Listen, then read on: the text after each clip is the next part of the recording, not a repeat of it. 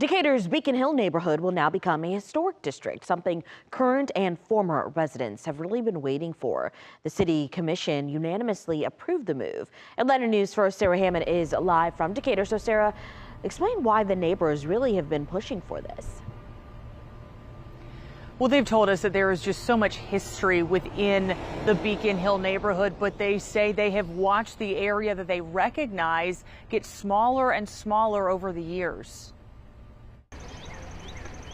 We have a historic community that's been long forgotten. Formed after the Civil War, Beacon Hill was the city's black community during segregation, filled with churches, homes, and a grocery store. But Wanda Sims Waters, who lived there until the 70s, said they were pushed out. That ground is very sacred. That's why it's so important that this whole thing that we're going through to preserve that historic district, it's from the heart. Doing yeoman's work in uncharted territory. In a late night meeting Monday, Decatur City Commissioners voted unanimously to make Beacon Hill a historic district, which supporters say will protect its legacy and its remaining green space along West Trinity Place and Electric Avenue.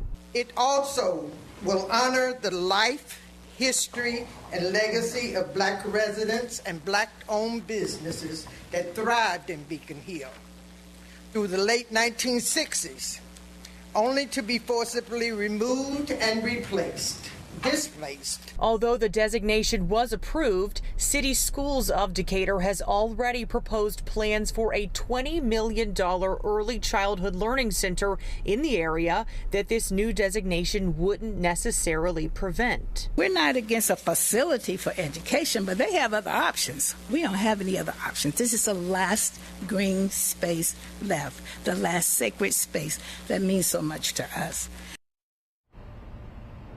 And City Schools of Decatur is holding a community meeting tomorrow night about that proposed early childhood learning center that is supposed to start at 6:30 tomorrow night at the Decatur High School Library. We've also reached out to them following this vote for a comment. We have not yet heard back. Live here in Decatur, Sarah Hammond, Atlanta News First.